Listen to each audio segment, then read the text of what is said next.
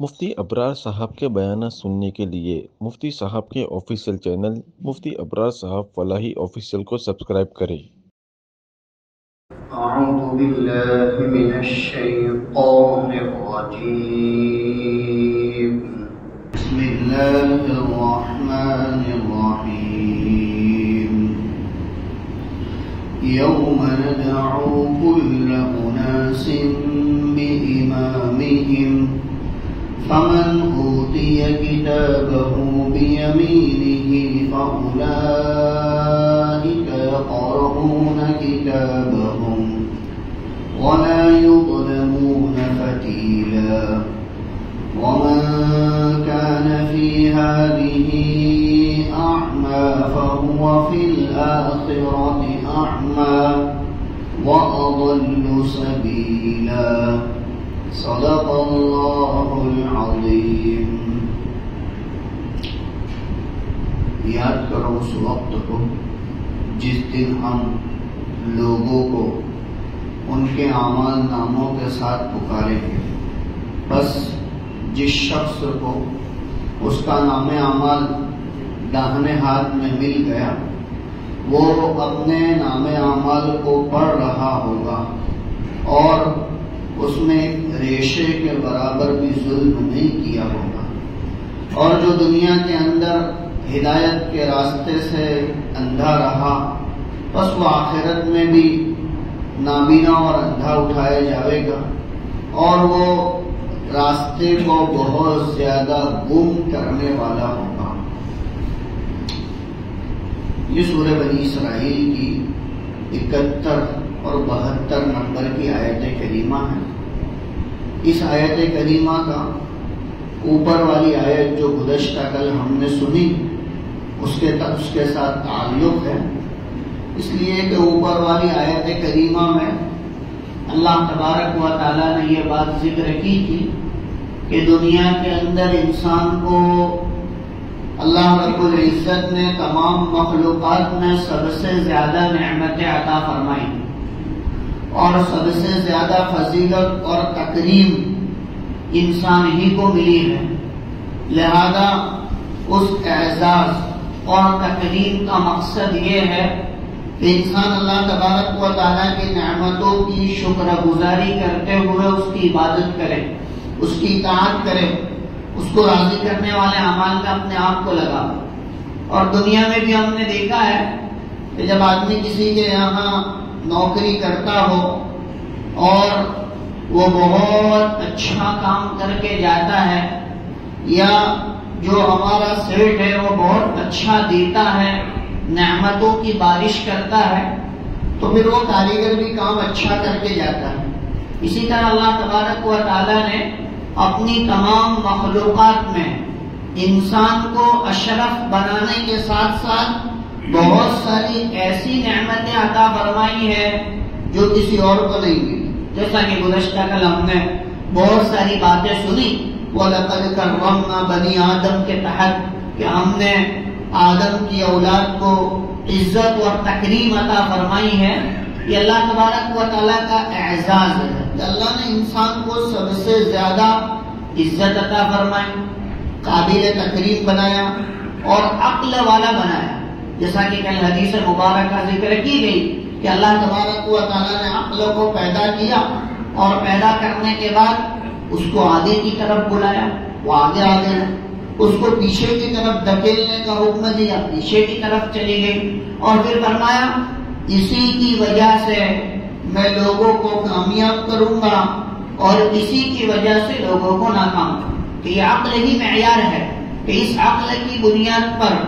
دنیا کے اندر اگر اچھے اعمال کر کے آئے ہو، اپنی عقل کا صحیح استعمال کیا ہے، اپنی عقل کو اللہ کی اطاعت اور اس کی فرما برداری میں خرچ کیا ہے، تو یہ انسان کے لیے نجات کا ذریعہ بنے گی اور یہی انسان کو جنت تک لے جائے گی۔ تو لہذا اوپر اللہ تبارک و تعالیٰ نے اپنی نعمتوں کا ذکر کرنے کے بعد، اپنی دی ہوئی چیزوں کا ذکر کرنے کے بعد، آج یہاں سے اللہ تبارک و تعالیٰ قیامت کی منظر کشی کرتے ہیں، اور حضرات علماء مفسرین ان دونوں کے درمیان ربط اور تعلق یہ بیان کرتے ہیں کہ اللہ کی دی ہوئی نعمتوں کو استعمال کرنے کے بعد اس کا بدلہ جو اس کو ملے گا وہ قیامت کا دن ہوگا، اور قیامت کے دن پتہ چلے گا کہ انسان نے کتنی اللہ کی نعمت کی قدر کی، کتنا اللہ تبارک و تعالیٰ کی اطاعت کے لیے اپنے آپ کو کھپایا، کتنی اللہ رب العزت کی نعمتوں کی قدردانی کر کے زندگی گزاری۔ یہ سارا کا سارا قیامت کے دن میدان حشر میں کھلے گا۔ اسی وجہ سے اللہ تبارک و تعالیٰ خود ارشاد فرماتا ہے یوم ندعو کل اناس بامامہم، یاد کرو اس وقت کو جب ہم ہر انسان کو اس کے نام اعمال کے ساتھ پکاریں گے، کہ اللہ تبارک و تعالیٰ ہر انسان کو اس کے نام اعمال کے ساتھ پکارے گا۔ یہ تفسیر حضرت عبداللہ ابن عباس رضی اللہ عنہما کی ہے کہ وہ فرماتے ہیں کہ قیامت کے دن اللہ تبارک و تعالیٰ ہر بندے کو اس کے اعمال نامے کے ساتھ پکاریں گے، یعنی اس کو اعمال نامے کے ساتھ بلایا جائے گا۔ اصل میں قرآن کریم اللہ تبارک و تعالیٰ کی ایک ایسی کتاب ہے کہ اللہ رب العزت نے اس کو قیامت تک کے انسانوں کے لیے رہبری کا ذریعہ بنایا، اور اسی کے ذریعے سے اللہ تبارک و تعالیٰ نے لوگوں کے لیے ہدایت کا راستہ بھی ہموار کیا ہے، اور اسی کے ذریعے اللہ تبارک و تعالیٰ نے لوگوں کو اپنے عذاب سے بھی ڈرایا۔ اور عام طور پر پورے قرآن کریم کے اندر اللہ نے 3 چیزوں کو ذکر کیا۔ یہ 3 چیزیں قرآن کی کسی بھی آیت میں آپ کو پتہ چلے گی۔ پہلی چیز توحید، اللہ تبارک و تعالیٰ کی ربوبیت کا اقرار، اس لیے کہ دنیا کے اندر جتنے بھی رشتے اللہ تبارک و تعالیٰ نے رکھے ہیں ان تمام رشتوں میں سب سے مضبوط رشتہ اللہ کی ذات کے ساتھ ہے، کہ بندے کا سب سے پہلا رشتہ، سب سے مضبوط رشتہ یہ اللہ کے ساتھ ہے۔ جس نے اس رشتے کو نبھایا، جس نے اس رشتے کی قدر کی، جس نے اس رشتے کو برقرار رکھا، اللہ تبارک و تعالیٰ دنیا آخرت دونوں جہاں میں اس کو کامیاب کرے گا۔ تو لہذا قرآن نے سب سے پہلے توحید کو ذکر کیا، اور یہ بنیادی چیز ہے، اس لیے کہ توحید کے بغیر کوئی عمل قابل قبول نہیں۔ آدمی کے پاس ایمان نہیں ہے، اور ایمان نہ ہونے کے بعد وہ بہت سارے دفاعی کام کرتا ہے، جمعہ کی نماز پڑھنے کے لیے آتا ہے، روزے رکھتا ہے، زکوٰۃ دیتا ہے، تو لہٰذا اس کو ثواب کچھ نہیں ہے۔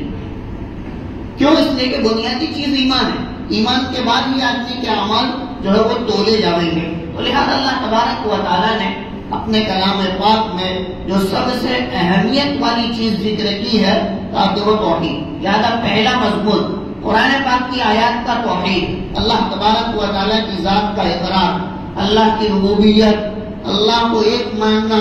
اسی کے سامنے سجدہ کرنا، اسی کی عبادت کرنا، اسی کے سامنے ہاتھ کا پھیلانا، اسی کے سامنے اپنی حاجتوں کو رکھنا، یہ سب توحید ہے۔ اور دوسری چیز جو اللہ نے اپنے کلام پاک میں ذکر کی وہ رسالت ہے، کہ نبیوں کی رسالت، اللہ تبارک و تعالیٰ نے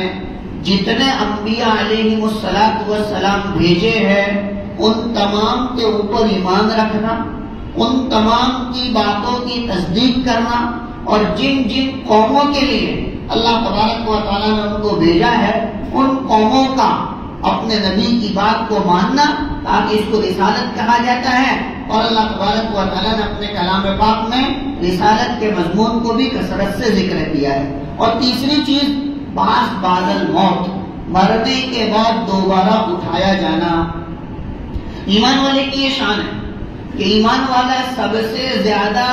مرنے کے بعد آنے والی زندگی پر یقین کرتا ہے، اور کتنی یقین کرتا ہے؟ اتنی یقین کرتا ہے کہ اپنی دنیا کی زندگی کو ایک خواب سمجھتا ہے، تو یہ ایک خواب ہے جو میں اور آپ ہم سب دیکھ رہے ہیں، لہذا جب میری آپ کی یہ مٹی کی آنکھ بند ہو جائے گی اور حقیقت کی آنکھ کھلے گی، اس دن سے میری آپ کی ہماری آخرت کی زندگی شروع ہوگی، اور وہ اصل زندگی۔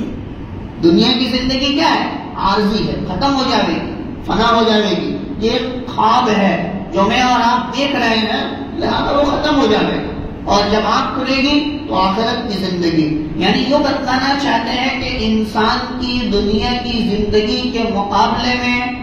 آخرت کی زندگی اس سے بھی زیادہ اہم۔ جتنی ہم دنیا کی زندگی کو اہم سمجھتے ہیں؟ کہا کہ اتنی اہم نہیں ہے، یہ مرنے کے بعد آنے والی آخرت کی زندگی اس سے زیادہ اہم ہے۔ اس وجہ سے اللہ تبارک و تعالیٰ نے اپنے کلام پاک میں 3 چیزوں کو اہتمام کے ساتھ ذکر کیا، بلکہ یوں کہیے کہ پورے قرآن کا خلاصہ ہی 3 چیزیں ہیں: توحید، رسالت اور بعد الموت، کہ مرنے کے بعد دوبارہ اٹھایا جانا۔ اور یہ آیت کریمہ اسی کی ترجمانی کرتی ہے کہ انسان مرنے کے بعد دوبارہ اٹھایا جائے گا۔ لہذا اللہ تبارک و تعالی اس آیت کریمہ کے ذریعے سے یہ سمجھانا چاہتے ہیں کہ جس نے دنیا کے اندر ہماری نعمتوں کی قدردانی کی اور ہماری دی ہوئی نعمتوں کو صحیح جگہ پر استعمال کیا، ہم ان کو قیامت کے دن ان کا نام اعمال داہنے ہاتھ میں دے کر ان کی خوشی میں اضافہ کریں گے، ان کی خوشی میں اضافہ کریں گے، ان کو اور زیادہ خوشی عطا فرمائیں گے۔ لہذا فرمایا یوم ندعو کل اناس بامامہم، یاد کرو اس وقت کو جب ہم تمام لوگوں کو ان کے نام اعمالوں کے ساتھ پکاریں گے، بامامہم ان کے نام اعمال کے ساتھ۔ اور بعض حضرات نے یہاں پر الگ الگ وہ تفسیر کی ہے۔ کسی نے کہا ہے کہ امام سے مراد مقتدا ہے، یعنی نبی۔ اللہ تبارک و تعالی ہر قوم کو اپنے نبی کے ساتھ پکاریں گے، یعنی اے ابراہیم کی قوم آ جاؤ، اے نوح کی قوم آ جاؤ، اے محمد صلی اللہ علیہ وسلم کی قوم آ جاؤ۔ اللہ تبارک و تعالی نبیوں کے ساتھ اپنی اپنی قوم کو پکاریں گے، اس لیے کہ اللہ رب العزت اس کے ذریعے سے نبیوں کا اعزاز بھی بتلاویں گے اور قوم کو یہ بتلاویں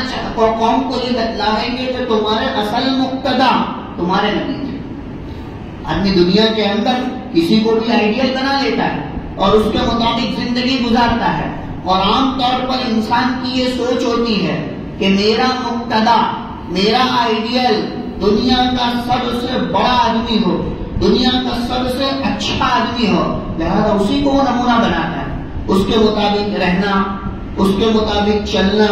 اس کے مطابق اٹھنا بیٹھنا۔ وہ فلاں چیزیں کھاتا ہے تو یہ بھی کھانے لگتا ہے، وہ اپنے بالوں کی ہیئر اسٹائل اس طرح سے رکھتا ہے تو لہذا وہ بھی رکھنے لگتا ہے۔ اس کو کہتے ہیں مقتدا بنانا، کہ اپنے کسی کی اقتدا کرنا، اور اقتدا کرنے میں سب سے اعلیٰ، سب سے اونچی ذات رسول اللہ صلی اللہ علیہ وسلم کی ہے کہ جس نے دنیا کے اندر ان کی نقل اتاری، دنیا کے اندر ان کو اپنا مقتدا بنایا، وہ دنیا میں بھی کامیاب ہوگا اور آخرت میں بھی کامیاب ہوگا۔ لہذا فرمایا کہ ہم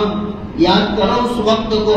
جس دن ہم تمام لوگوں کو ان کے اعمال ناموں کے ساتھ پکاریں گے یا ان کے اماموں کے ساتھ پکاریں گے۔ اور بعض جگہوں پر وہ یہ بھی ذکر کیا ہے، جیسا کہ حضرت ابو درداء رضی اللہ تعالیٰ عنہ کی روایت ہے جس میں یہ بات ذکر کی ہے کہ اللہ تبارک و تعالیٰ قیامت کے دن ہر انسان کو اس کے باپ کے نام کے ساتھ پکارے گا، تو اس کے باپ کی ولدیت جو اس کے لیے ثابت ہے اس کے ذریعے سے پکارا جائے گا اور کہا جائے گا کہ فلاں ابن فلاں، فلاں بنت فلاں، کہا کہ اس طرح پکارا جائے گا۔ اور بعض روایتوں میں یوں بھی ذکر کیا ہے کہ انسان کو قیامت کے دن اس کی ماں کے نام کے ساتھ پکارا جائے گا، لیکن حضرات علماء مفسرین یوں فرماتے ہیں کہ ان لوگوں کو ماں کے نام کے ساتھ پکارا جائے گا جن کے باپ نہیں ہے، جیسا کہ حضرت عیسیٰ علیہ السلام کہ ان کو اللہ تبارک و تعالیٰ عیسیٰ ابن مریم کہہ کر پکاریں گے، اس لیے کہ اللہ نے ان کو ایسا وجود بخشا ہے کہ ان کے کوئی باپ نہیں ہے، بغیر باپ کے اللہ تبارک و تعالیٰ نے ان کو پیدا کیا۔ اسی طرح آدم علیہ السلام کے بعد میں ذکر کیا گیا ہے کہ اللہ تبارک و تعالیٰ ان کو آدم کہہ کر پکاریں گے، کیوں؟ اس لیے کہ نہ ان کے باپ ہے نہ ان کی ماں ہے، اللہ تبارک و تعالیٰ ان کو آدم کہہ کر پکاریں گے۔ آیت کریمہ میں یہاں پر جو بات ذکر کی گئی ہے وہ یہ ہے کہ اللہ تبارک و تعالیٰ ہر انسان کو اس کے نام اعمال کے ساتھ پکاریں گے، یعنی نام اعمال اس کے ساتھ ہوں گے۔ ایک روایت میں یہ ذکر کیا ہے کہ قیامت کے دن جب میدان حشر قائم ہوگا، سارے کے سارے لوگ میدان حشر میں جمع ہو جائیں۔ کیسے جمع ہوں گے؟ روایتوں میں ذکر کیا ہے آدم علیہ السلام سے لے کر قیامت تک جتنے بھی لوگ دنیا میں آئے ہیں، اللہ تبارک و تعالیٰ جب دوسری مرتبہ سور پھونکیں گے تو سارے کے سارے کھڑے ہو کر میدان حشر کی طرف چل پڑیں گے. کوئی کسی سے نہ راستہ پوچھے گا، کوئی کسی سے نہ بات کرے گا، کوئی نہ کسی کی طرف دیکھے گا، نہ کسی کی طرف توجہ کرے گا. سارے کے سارے چل رہے ہوں گے بس ایک ہی سمت میں، اور سارے کے سارے میدان حشر میں پہنچ جائیں گے. جب میدان حشر میں سب پہنچ جائیں گے اور سارے کے ساروں کا اکٹھا ہونا، جمع ہونا وہاں پر ہو جائے گا، پھر اللہ تبارک و تعالی عرش کے نیچے سے ایک ہوا چلائیں گے، اور اس ہوا کے اندر اللہ رب العزت سارے بندوں کے نام اعمالوں کو اڑاویں گے، اور ہر ایک کا نام اعمال اس کے ہاتھ میں پہنچ جائے گا. ہر ایک کو اس کا نام عمل دے دیا جائے. اب جو نیک ہوں گے، ایمان والے ہوں گے، فرما بردار ہوں گے، اللہ ان کو ان کا نام عمل دائیں ہاتھ میں دے گا. اور جو اللہ کے نافرمان ہے، کافر ہے، مشرک ہے، اللہ تبارک و تعالیٰ کی ناشکری کرنے والے ہیں، ان سب کو اللہ تبارک و تعالیٰ ان کا نام عمل بائیں ہاتھ میں دے گا. جن کو دائیں ہاتھ میں مل گیا وہ خوش ہوں گے، وہ لوگوں کو بتاتے پھریں گے، اور جن کو بائیں ہاتھ میں ملا اللہ تبارک و تعالیٰ ان کے چہروں کو سیاہ کر دیں گے، اور وہ اپنی ذات پر بھی ملامت کریں گے اور لوگوں کو بھی ملامت کر رہے ہوں گے. لہذا فرمایا یاد کرو اس وقت کو جب ہم لوگوں کو ان کے نام عمل کے ساتھ پکاریں گے. فَمَنْ أُوتِيَ كِتَابَهُ بِيَمِينِهِ، پس جس کو اس کا نام عمل اس کے داہنے ہاتھ میں دے دیا گیا، فَأُولَٰئِكَ يَقْرَءُونَ كِتَابَهُمْ، بس وہ اپنی کتاب پڑھ رہا ہوگا، یعنی اپنا نام عمل پڑھ رہا ہوگا. وَلَا يُظْلَمُونَ فَتِيلًا، اور اس میں ریشے کے برابر بھی ظلم نہیں دیکھے گا. اللہ تبارک و تعالیٰ ہر ایک کو اس کا نام عمل دے دے گا، اور ہر آدمی کے اندر یہ صلاحیت پیدا کر دیں گے، چاہے وہ دنیا میں ان پڑھ ہو، جاہل ہو، کچھ بھی پڑھنا نہ آتا ہو، وہ بھی قیامت کے دن میدان حشر میں اپنا نام عمل دیکھ کر پڑھ لے. اس میں کتنی نیکیاں ہیں، کتنی برائیاں ہیں، کیا کیا کیا نہیں کیا، کتنا نہیں کیا، ہر ایک پڑھ لے گا. یہ اللہ تبارک و تعالیٰ کی طرف سے کہا کہ یہ اللہ رب العزت کی طرف سے معجزہ ہوگا کہ سب اپنے اپنے نامہ عمل پڑھ لیں. کوئی کسی کو پوچھے گا نہیں کہ میرے کو تو انگلش نہیں آتا، میرے کو تو عربی نہیں آتا، میں نہیں پڑھ سکوں گا. ہر ایک کو اللہ تبارک و تعالیٰ یہ صلاحیت دے دیں گے کہ وہ خود اپنا نام عمل پڑھ لے. یار ہر آدمی اپنا نام عمل پڑھ لے گا اور بالکل آسانی کے ساتھ پڑھ لے گا. روایت میں ذکر کیا ہے کہ اللہ تبارک و تعالیٰ جس کسی کو اس کا نام عمل دانے ہاتھ میں دینا چاہیں گے، میدان حشر میں اللہ رب العزت اس کے قد کو بڑھا دے گا، اس کا قد بڑھ جائے گا، اس کی لمبائی بڑھ جائے گی، اور اللہ تبارک و تعالیٰ اس کے چہرے کو نورانی کر دے گا، منور کر دے گے. اور چہرے کے منور ہونے کے بعد اللہ رب العزت اس کا نام عمل اس کو داہنے ہاتھ میں دے دیں گے. جب اس کو اس کا نام عمل داہنے ہاتھ میں ملے گا، وہ اپنے ملنے والوں سے، دنیا میں تعلق رکھنے والوں سے بتاتا پھرے گا کہ دیکھو مجھے تو میرا نام عمل داہنے ہاتھ میں مل گیا، اور اس کی خوشی کی کوئی انتہا نہ ہو. تو سیدھی سی بات ہے کہ جس انسان کو اس کا نام عمل داہنے ہاتھ میں مل گیا، یعنی اس کے لیے جنت کا پروانہ مل گیا، اب اس کی خوشی کی انتہا نہ رہے. وہ بالکل سیدھی بات ہے کہ پوری دنیاوی زندگی کا خلاصہ یہ ہے کہ انسان کو اس کا نام عمل داہنے ہاتھ میں دیا جائے. اور روایت میں آگے ذکر کیا ہے کہ جس آدمی کو اللہ تبارک و تعالیٰ اس کا اعمال نامہ بائیں ہاتھ میں پشت کے پیچھے سے دینا چاہیں گے، اللہ تبارک و تعالیٰ اس کے چہرے کو پہلے سیاہ کر دیں گے، اس کا چہرہ سیاہ ہو جائے. قرآن میں بھی یوم تبیض وجوہ وتسود وجوہ، تو اس دن بعض چہرے ایک دم 14ویں رات کے چاند کی طرح منور ہو جائیں گے اور بعض چہرے سیاہ ہو جائیں گے. تو لہٰذا اللہ جن کے نام عمل ان کو بائیں ہاتھ میں دینے والا ہوگا، ان کے چہروں کو سیاہ کر دے گا، ان کے ہاتھوں کو پیچھے کی طرف سے باندھ دے گا. جیسے مجرم کو ہاتھوں سے جو ہے پیچھے سے باندھ دیا جاتا ہے، تاکہ اس طرح ان کے ہاتھوں کو مشکوں کے ذریعے سے جو ہے پیچھے سے باندھ دیا جائے گا، اور باندھ دینے کے بعد ان کے نام اعمال ان کو بائیں ہاتھ میں ملیں گے. جب ان کو ان کے نام اعمال بائیں ہاتھ میں ملیں گے، وہ اپنی ذات پر بھی ملامت کر رہے ہوں گے اور اپنے ملنے جلنے والوں پر بھی ملامت کر رہے ہوں گے، یہاں تک کہ جب وہ اپنے ملنے والوں کے پاس جائیں گے تو لوگ ان کو دور کر دیں گے کہ دور ہو جاؤ، ہم سے ہمارے قریب بھی مت آؤ۔ حالانکہ یہ وہ لوگ تھے جو دنیا میں اس کے ساتھ اٹھتے بیٹھتے تھے، جو دنیا میں اس کے خاص لوگوں میں سے تھے، دنیا میں اس کے دوست برادری سے تعلق رکھنے والے تھے، لیکن قیامت میں جب وہ لوگ دیکھیں گے کہ اس کا نام اعمال اس کو بائیں ہاتھ میں ملا ہے تو لہذا وہ لوگ اس سے دور بھاگیں گے اور اس کو اپنے سے قریب بھی نہیں کریں گے، اپنے سے قریب بھی نہیں کریں گے۔ تو لہذا اللہ تبارک و تعالیٰ فرما رہے فَمَنْ أُوتِيَ كِتَابَهُ بِيَمِينِهِ، پر جس کو اس کا نام اعمال داہنے ہاتھ میں دے دیا گیا، فَأُولَٰئِكَ يَقْرَؤُونَ كِتَابَهُمْ، بس وہ اپنی کتاب کو پڑھ رہا ہوگا، یعنی اپنے اعمال نامہ کو پڑھ لے گا، چاہے پڑھنا آتا ہو یا نہ آتا ہو، اس کو اللہ تبارک و تعالیٰ پڑھنا سکھا دیں گے اور وہ ساری کی ساری چیزیں اندر پاوے گا، اپنی پوری زندگی کا بایو ڈیٹا اس کو اندر تیار ملے گا اور ہر چیز اس میں لکھی ہوگی۔ اسی لیے آگے فرماتے وَلَا يُظْلَمُونَ فَتِيلًا، اور اللہ تبارک و تعالیٰ ایک ریشے کے برابر بھی اس پر ظلم نہیں کریں گے۔ فتیل